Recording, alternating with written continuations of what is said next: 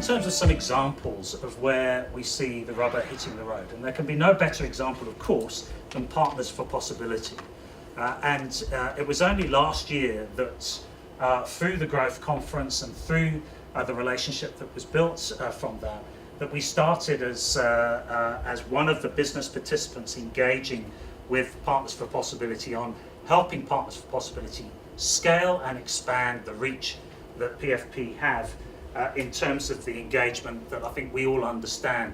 But there are many other organisations that are also campaigning and making progress. I came here from a meeting with Harambee, and I don't know if you're familiar with the Harambee organisation, which has been supported through the Yellowwoods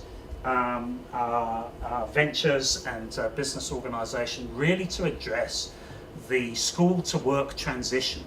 And some 20,000 young people have gone through the Harambee Placements program, have been placed into employment opportunities around the country. Hugely encouraging to see that initiative taking forward. The NECT and the agenda really aligned to education collaboration and really getting another partnership working between business and our educational experts and organisations. The CEO Sleep Out. Finally, you've analysed all the details that are on here, but would it surprise you to know this year's CEO Sleep Out, which takes place on the 28th of July, the emphasis this year is solely on education, to help 3 educational-based not-for-profit organisations to advance their capabilities.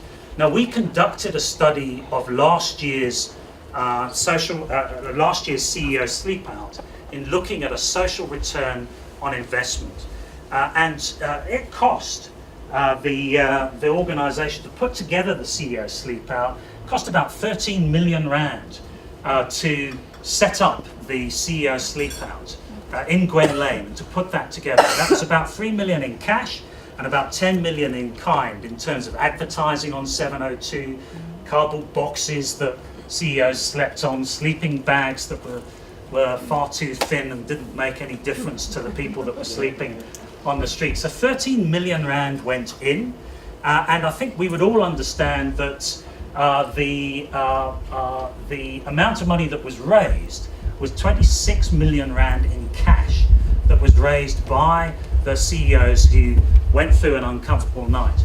Now, the interesting thing is that some people refer to that as checkbook philanthropy, that it was the CEOs who had an experience together. They had some soup on the streets. It was cold. I was there. It was absolutely brass monkeys, I can tell you, at about 3 o'clock in the morning. It's impossible to sleep on the streets. Cardboard boxes and sleeping bags, and my kids are giving me pocket warmers to put in my pockets. It didn't work. I could feel my bone marrow was freezing and crystallizing in my bones.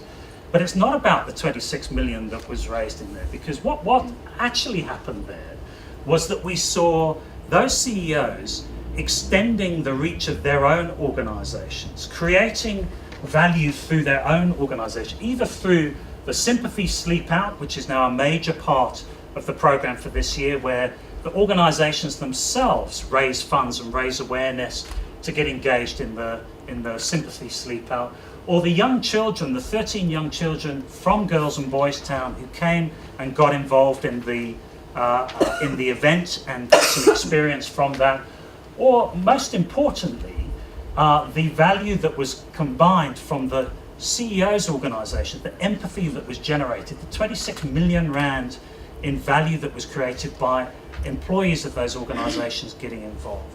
And this is just, I think, an example of what can be achieved if we get organisations, get business behind these kinds of initiatives. 13 million in, a multiplier of at least 3 times to generate value from that investment. And if you put that all together, we believe somewhere in the region of 9 times the value of that 13 million will be realised through all the initiatives that are going to flow from the CEO Sleep Out. That's not checkbook philanthropy. That's about getting engagement, getting organisations behind the kind of issues that we face.